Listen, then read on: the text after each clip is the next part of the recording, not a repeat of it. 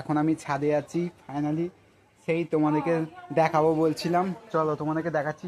সেই পুকুর দেখো কত সুন্দর, ভিউটা খালি দেখো তোমরা, কত কিউট লাগছে আমার তো হেভে। তারপর সূর্য মাকে দেখো কত সুন্দর, মানে চারদিকে ঘুরিয়ে ঘুরিয়ে দেখাচ্ছি, দেখো তোমরা কত সুন্দর লাগছে, তোমরা দেখো না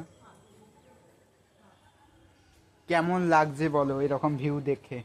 আশা করি আমি জানি ভালো লাগছে, আমি জানি। তোমাদের একটা জিনিস দেখাচ্ছি, এখানে পাখি টাকি অবশ্যই ছিল।